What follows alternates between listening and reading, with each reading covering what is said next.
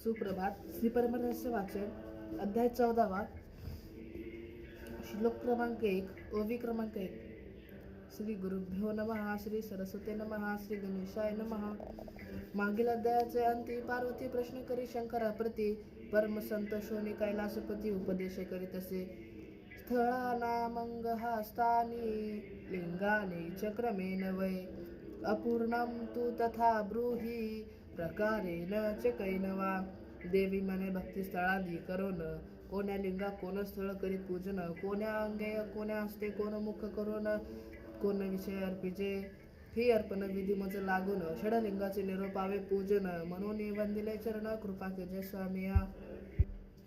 चित्त हस्ते न भुंगे भक्तस्थाय चरलिंगे के ग्राह्यते न तन्मुखे गंधम अर्पितम तद्विभाग भवेत. शंकर म्हणे, पार्वतीसी आदी एक भक्तस्थळासी तो पूजी कोण्या लिंगासी कोण्या पदार्थे भूमी अंगे सूचित हस्ते ग्राण मुखे गंध विषयाते तृप्ती करी आचरलिंगाते ते भक्तस्थळ जाणीचे. माहेश्वरे जलांचे च बुद्धी हस्ते न सद्गुरुम जीवा मुखे रससत्वम अर्पितम तृप्ती भाग्यवेत. जळांगे सुबुद्धी हस्ते जीवा मुखे रस विषयाते तृप्त करी गुरुलिंगाते ते माहेश्वर स्थळ जाणीजे. निरंकार हस्तेन अनंगार प्रसादिक शिवलिंग मुखे नेत्रे अर्पितम रूप वागेवान. अनंगलांगे निरंकार हस्ते नेत्र रूपे रूपे विषयाते तृप्त करी शिवलिंगाते तो प्रसादी म्हणावा. मनोहस्तेन व्यायंगे प्राणलिंगी तथैव च जंगमे त्वग्द्रियन्मुखेनैव अर्पितं स्पर्श भोगवान. व्योमांगे ज्ञान हस्ते शब्द विषयाते अर्पित करी प्रसाद लिंगाते ते शरणस्थळ जाणीजे. आत्मांगे भाव हस्तेन ऐक्यं चापि महात्मके प्रणवं हन्मुखैनैव पदार्थं तृप्ती भाकवेत. आत्माने भाव हस्ते मानसमुखे प्रणव विषयाते अर्पण करी महालिंगाते ते ऐक्य स्थळ जाणीजे. ऐसे षडलिंग षडकोय गुगुण जाणून जो करी आत्मार्पण तेची सत्य शिवगण सत्य शरण बोलिजे. ऐसी काळा जाणून जो करी सद्भावाचे पूजन तो सर्व शिवचारासी संपन्न सत्य शरण ओ देवी.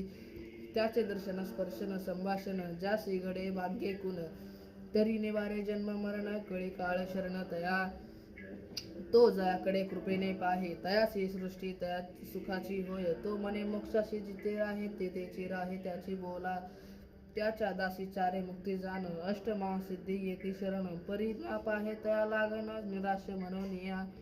ऐसे जे सत्य शरण तेची आचारसी आग्रगण शिवचारासी संपन्न मुकुटमणी आमुचे तयाचे प्रसाद करून शिवचार होय पावन मज ही दैवतपण तयाचे नियो देवी.